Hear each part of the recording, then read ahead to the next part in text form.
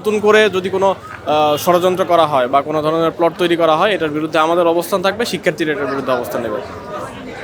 দীর্ঘদিন পরে ডাকসু নির্বাচন অনুষ্ঠিত হচ্ছে, এ জায়গায় আমরা শিক্ষার্থীদের স্বতঃস্ফূর্ততা দেখেছি, সেটা অবশ্যই ইতিবাচক দিক। কিন্তু একই সাথে আমরা দেখেছি কিছু নির্দিষ্ট প্যানেল বা প্রার্থীরা তারা আচরণবিধি লঙ্ঘন করছেন, যেগুলো ইতিমধ্যে আমরা বলেছি।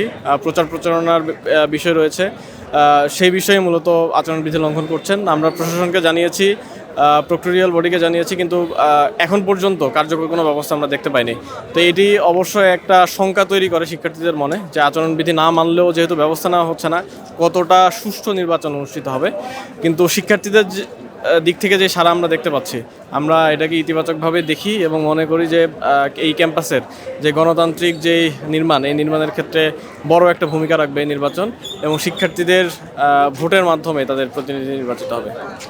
নির্বাচন আগে একটা আশঙ্কা ছিল যে নির্বাচন হবে কি হবে, সেই জায়গায় সকাল থেকে কেমন পরিবেশটা দেখছি? আমরা শুরু থেকেই কনফিডেন্ট ছিলাম যে নির্বাচন হবে এবং নির্বাচন হওয়া উচিত। আমরা এর আগেও বলেছিলাম, এমনকি যখন একটা রায় এসেছিল তখনও বলেছিলাম যে অবশ্যই 9 তারিখে নির্বাচন হতে হবে, সেটি হচ্ছে। এই জন্য আমরা ইতিবাচকভাবে এটাকে দেখছি। আর মূল বিষয় যেটা, সেটা হচ্ছে যে নতুন করে যদি কোনো ষড়যন্ত্র করা হয় বা কোনো ধরনের প্লট তৈরি করা হয়, এটার বিরুদ্ধে আমাদের অবস্থান থাকবে, শিক্ষার্থীরা এটার বিরুদ্ধে অবস্থান নেবে।